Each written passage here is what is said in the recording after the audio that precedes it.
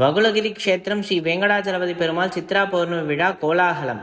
ஆண்டிற்கு ஒருமுறை மட்டுமே மலையில் இருந்து பொன் சப்பரத்தில் ஸ்ரீனிவாச பெருமாள் கீழிறங்கும் நிகழ்ச்சி. ஆயிரக்கணக்கான பக்தர்கள் தரிசனம். தூத்துக்குடி மாவட்டம் தாமிரபரணி நதிக்கரையில் கருங்குளம் என்ற ஊரில் குன்றின் மேல் அருள்மிகு ஸ்ரீ வெங்கடாஜலபதி பெருமாள் திருக்கோவில் அமைந்துள்ளது. வகுளகிரி க்ஷேத்திரம் என்று அழைக்கப்படும் இங்கு சுவாமி இரு சந்தனக்கட்டையில் வெங்கடாஜலபதியாகவும் ஸ்ரீதேவி பூமிதேவி சமேத ஸ்ரீ ஸ்ரீனிவாசராகவும் இரு நிலைகளில் அருள்பாலிக்கின்றார். திருமலை திருப்பதியில் தேர் செய்தது போக மீதமிருந்த 2 கட்டைகள் இங்கு பிரதிஷ்டை செய்து சாப விமோசனம் பெற்றதாக வரலாறு. அக்கட்டைகளை ஸ்ரீ வெங்கடாஜலபதியாக பக்தர்கள் வழிபட்டு வருகின்றனர். பல நூற்றாண்டுகளாக தாமிரபரணி நதியில் இருந்து தீர்த்தம் கொண்டுவரப்பட்டு தினமும் திருமஞ்சனம் நடைபெற்று வருகின்றது.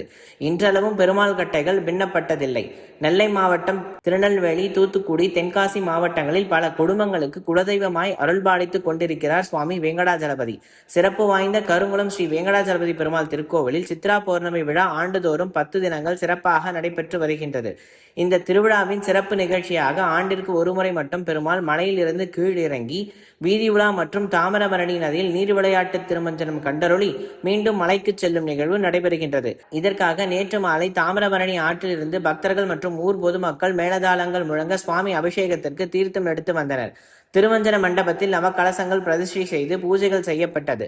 தொடர்ந்து ஸ்ரீதேவி பூமிதேவி சமேத ஸ்ரீனிவாசருக்கு சிரவண திருமஞ்சனம் நடைபெற்றது. இரவில் ஸ்ரீதேவி பூமிதேவி சமேத ஸ்ரீ வெங்கடாஜலபதி பெருமாள் பொன் சப்பரத்தில் கோவிந்த கோபால கோஷங்களுக்கிடையே மலையில் இருந்து கீழ் இறங்கினார். அப்பொழுது பக்தர்கள் தங்கள் தோட்டத்தில் விளைந்த காய்கறிகள், பழங்கள் போன்றவற்றை பெருமாளுக்கு சமர்ப்பித்து தங்கள் வேண்டுதலை நிறைவேற்றினர்.